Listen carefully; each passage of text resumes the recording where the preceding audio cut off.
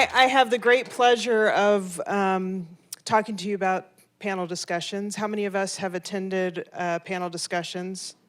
How many of us have found them just exhilarating? Exactly. So we're going to spend a few moments with you to kind of kick this off. I'm going to have each of my panelists spend a little bit of intimate time with you.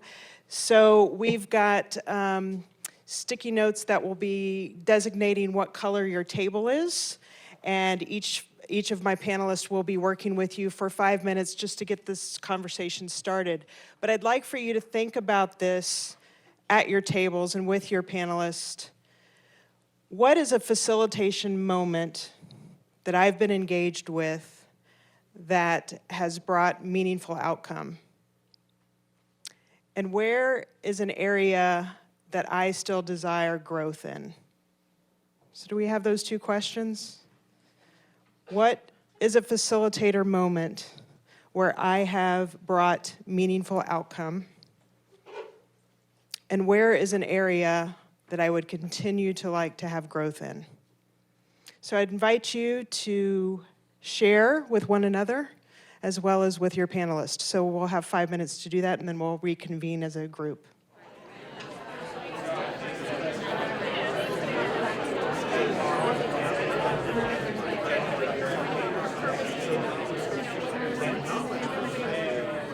Excellent energy. I love it. I was able to listen to my two table conversations. I love it. I'd like to invite the panelists to come forward, please. As Douglas mentioned, these are exceptional professionals who do wonderful work to facilitate meaningful conversations. So it is my joy and honor to have the opportunity to work with these fine individuals.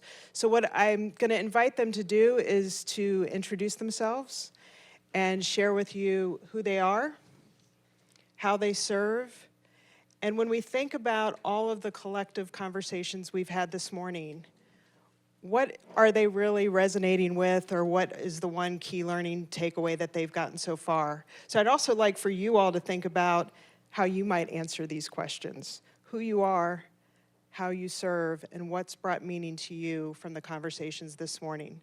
So I'd like to introduce this great panel.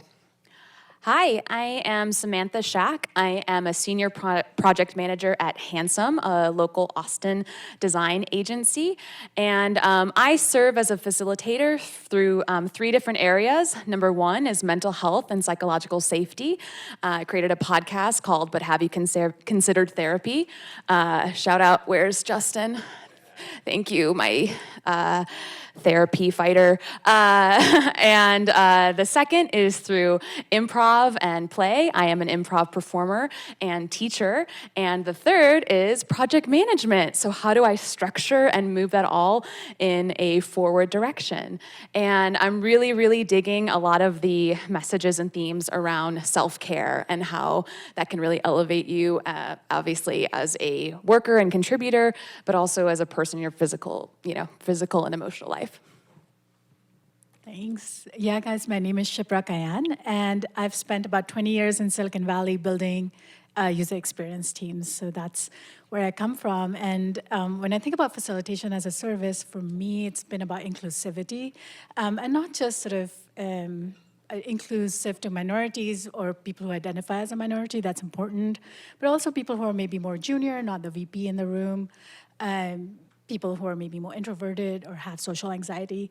And more lately, it's been inclusive to people who are remote or not in the room, maybe not even in the US. And Emily's talk actually about blind spots and sort of blind spots in white dominant cultures has me reflecting on blind spots in office dominant cultures. Yeah. Oh, thanks. So my name is John Hawley. I am currently still in the Navy right now. I've got 24 days left, so that's happening. Thank you. So for the last 4 years, I've full-time facilitation. So facilitated or trained other teams, about 12,000 people across the Department of Defense in something I created on my way out of service about 4 years ago. And they asked me to stay in, I did, and they let me start my own company in tandem. So I've been in a pretty awesome position to do offsites, retreats, team building and strategy are kind of my bread and butter. And I would think the biggest thing that I will take out of this, I think, is when we were asked to stand up, when in John's segment, and I saw everybody else standing up, and then I saw everybody else standing up, and I still wasn't standing up, and I was like, crap, I need to be able to stand up the next time I'm asked this question. So, whether it's clearing my calendar or my space to be able to be more present, I think that's something that I don't think I need to work on. I absolutely need to work on, and I will take that away with me for sure. Hey everybody, my name is Jay Malone. First, I just wanted to point out you two are adorable. You're like hugging at the table. It's really nice to see. You don't see that. I run a firm called New Haircut. I was introduced to facilitation through design sprints, and just when I thought I was at the peak of my game, I met people like you, and I was like, holy shit, I don't know anything about facilitation. So I'm learning a ton. The thing that I think I connect with the most that I see in this room is I'm totally intimidated to be on a stage, to see people like Justin, to just have such a narrative and a story. Daniel Stillman scares the shit out of me every day that I work with him. He holds poise and presence. And the first conversation I had in sitting with my table was I was bookended by two people that identified as introverts. And it's just really powerful to see there be a space for introverts to come up here and talk and share their story and be heard. Cool. Thank you. Let's give a round of applause for our panelists. And I recognize I didn't really introduce myself. My name's Kellee Franklin. And how I serve is I inspire innovation. And I do that within organizations. I do that in academic spaces. And one of my favorite things to do is do coaching with individuals, because I think that light is alive in all of us. Sometimes the society that we live in clouds that light, but for me, it's within each and every single one of you in here. And so what I have found deeply meaningful out of the conversations that have happened this morning is I think there's a common theme, at least I've recognized, and that's what matters to me. How can I be meaningful? And so those are some things that I found connection between all of the speakers this morning, and that's a wonderful gift to have. And so one of the frustrations that I've had when I've been in situations like this, in a panel discussion at a conference, is that you've got these wonderful experts, and you've got this wonderful network of community that never gets harvested. And so what I have done with groups is reverse the panel and bring the panelists to you, so you get a little bit more intimate conversation and dialogue with at least one of the experts. You get to harvest the knowledge and the wisdom here in the room and design questions that we can come back to as a panel, so those questions are collectively coming from the whole. And so I'd like to invite you to explore that journey with me for a few moments. Does that sound okay? Yeah. Okay. So each one of you has at your table a sticky note pad that designated you for my groups up here. We're the yellow group, and okay, we have the blue group, we have the pink group. And so these are your discussion groups that you're going to be spending a little bit of time with each of the panelists. And so in 8 minutes, roughly, I'd like for your group to come up with at least one question for our gifted panelist here, okay? I know there's going to be a lot of questions that come up that you want to ask, but what's the one question that collectively comes up out of your group? And so spend some time thinking about that, and it's really about what makes meaningful conversations. What makes meaningful conversations, okay? So I invite you to spend a little bit of time talking at your table and coming up with questions. Thank you, Jay. Okay, so are we ready to hear the burning questions that's coming from this community today? All right. How to keep moving forward when not everyone disagrees? Not everyone agrees. With when not everyone agrees. How do you get the group to discuss the undiscussables? How do we go beyond talking about the work and talk about how we will work together? How do you handle conflict in a workshop? How do we avoid shallow philosophies and get to the stuff we can't read about in a book? What's your biggest fear as a facilitator? So those were the questions that came out of our community. Give yourself a hand. Oh my gosh. So with that being said, I'm going to turn it over to my illustrious panel here. And I know those are questions that come in a variety of forms, but any reflections on what the community has shared?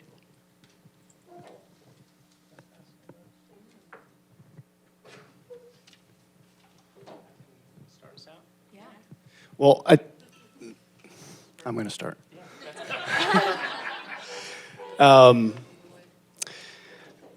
Even last night, too, while we were sitting in a circle, how you design space is obviously really important. And sitting in a circle feels harmonious and community-driven, but it also puts a spotlight on you when it's your turn to speak. So my biggest fear is finding time to speak as a facilitator versus giving power to the rest of the group. And towing the line between confidence and being confident enough in myself in the process to let conflict, which I know is another question, to let conflict actually take its space and not need to have the answer. Software engineer turned product manager and project manager, very organized, driven, and allowing for conflict and gaps in conversation and silence to be a place is something I'm working on. That is my biggest fear. An overlap of the two of handle conflict in a workshop and how do you handle when everyone is not agreeing and move forward. The disagreements are healthy. Conflict is healthy. So making sure, I am an internal, I work internally as a facilitator at a company. So I've got a lot more relationship to build on. So making sure my team knows at the end of the day, we are a team, we're all on the same side. But coming together and realizing that our conflicts make us better and create more innovation. If we constantly have homogenous, decision making, we're not actually going to do what we set out to do. We're probably going to give someone what they asked for, which is not what they wanted from us. So this one says, how do you get the group to discuss the indiscussable? And I really like that one. For me, one of my favorite quotes is apparently from Abraham Lincoln. I'm not sure if it is or not. If you give me 4 hours to chop down a tree, I'm going to spend the first 2 hours sharpening the axe. And I think some groups think that you can just lock everybody in a room and don't come out until you have everything solved. And I believe that if you create real, true emotional bonds with people, they create allies with other people in the room. And now, instead of arguing with somebody, you've already shared something intimate about yourself or know something intimate about them. And so it gives me the freedom now to discuss something that is traditionally undiscussable in the workplace because I know something about them that I otherwise wouldn't know had we not done that kind of emotional bond in the beginning. So I say sharpening the axe is getting to know everybody truly before actually tackling the problem in a workshop. Actually, I'm going to build on that in terms of how do you get beyond shallow philosophies on a panel? I think part of it is actually designing the panel, and then part of that is getting to know the people who are going to be on the panel and priming them to share stories and not philosophies, and priming them to just go deep into, hey, how did you feel, and how do you fire someone remotely? That's how do we get to the stories that Yeah, and so it's priming the panel. And the second thing that I've done in the past is just sometimes like kind of kindly call out bullshit. So if somebody's like starting with philosophies where they're like, oh, you could do it this way or that way, it depends. I think it's useful to just prompt with, can you tell me a story about a time when you did it a certain way and it went wrong?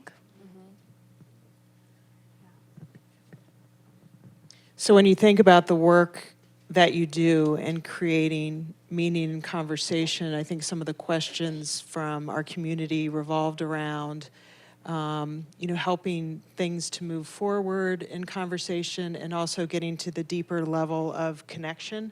Are there ways that you do that? Because that also addresses the question around conflict. I think when we create connection and we create common stories, we're dissolving conflict. So I'd be curious to hear from the panelists what you do to facilitate that kind of connection and community and storytelling as a way to move past and beyond the conflict that might exist. Actually, Taylor, I think it was you last night that talked about humor and humanize. I really like that. And you can tell everybody what you meant by that. But I tend to overuse humor, and so I've been learning to back away from that a little bit. But on the two spectrums of that, help giving people the space to break down walls and just come together. Using humor, I've done activities like embarrassing stories just to allow people to not talk about their resume and pound their chest, but just to bring in some of the things that are a little bit more vulnerable to them. And then on the more emotional side, a framework that I've used by Alex and Bob Gower, I think, it's a husband and wife couple, is called Intentions, Concerns, Boundaries, and Dreams. It's a really beautiful technique to allow that initial conversation to take a front seat so that people are willing to move on to the innovation and the frameworks and the co-creation and all those other things that tend to follow.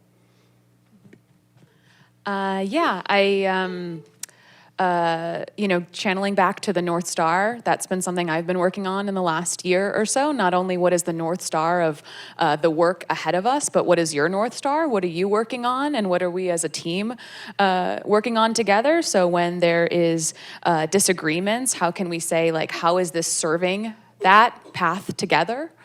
And then, if we can, let the options lie. Can we test it? Can we get data from it? Can we get excited about having, different schools of thought? Diversity of thought is really important to me, and my team members are there for a reason. No matter the discipline, they all have a voice to share in that. Making space for disagreements.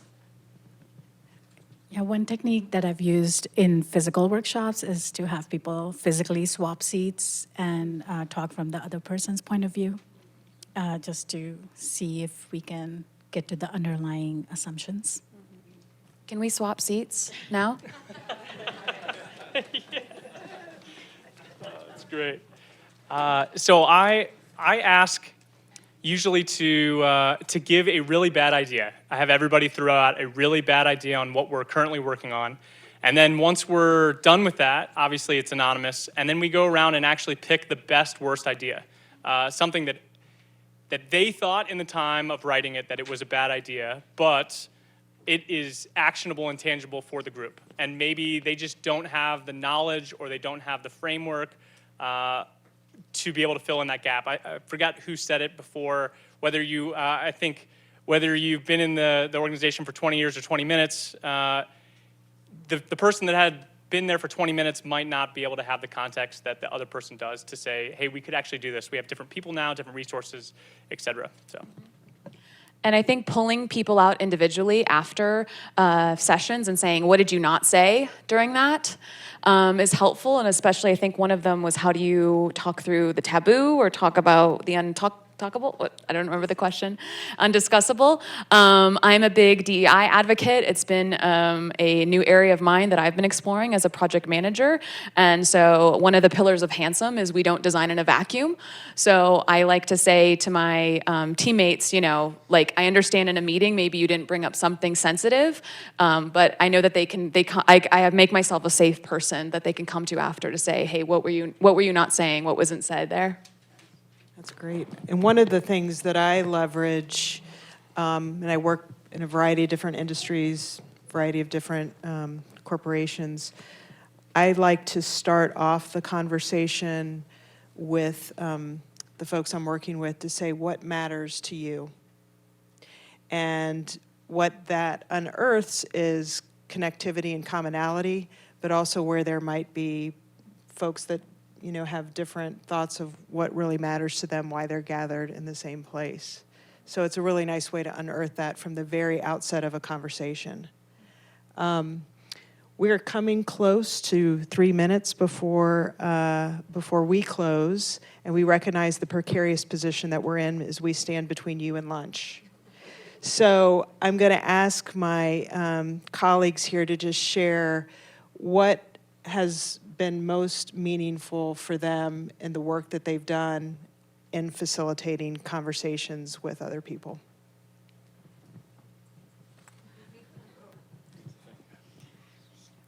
Yeah. Obviously, we're all surprised by that question. No, I'm just kidding.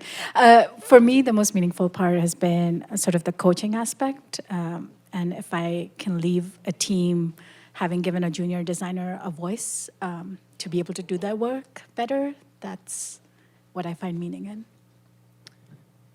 I would say, so if I'm doing something for personal reasons, for them to come back to me in a work context and tell me that they utilized it or leveraged it for their work, and vice versa. If I'm there for strategy and somebody comes back and says, hey, we've just designed our entire vacation based on the strategies that we learned, that's why I do what I do. I love hearing that kind of thing, the crossover. Embracing and addressing the trauma that people walk into a room with, whether it's systematic oppression or other personal trauma they've experienced, but looking at the whole empathy of a empathy lens for my team, and making sure I'm addressing. I'm not a mental health professional at all, but coming in and saying, there's space for you here. I think going back to how I actually opened is doing this kind of work and holding space in front of a group of people, which is, I think Linda said it, I think the reason I've become a facilitator is because it's the thing I actually fear the most. So getting to do this work has been meaningful to me, and to connect with other people that also are afraid of being up and holding that space and being a facilitator. And it's been really cool to connect with those kinds of folks.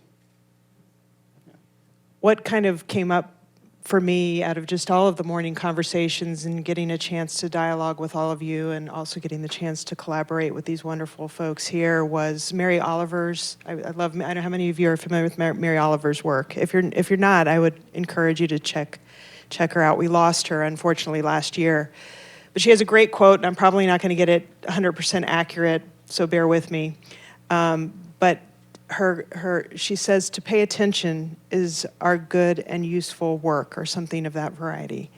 And so for me, doing the work I do, whether it's with graduate students or corporate executives or senior level officials in public office, for me, it's really, how do we connect ourselves to our common humanity and make meaning out of just our common journey as a human species.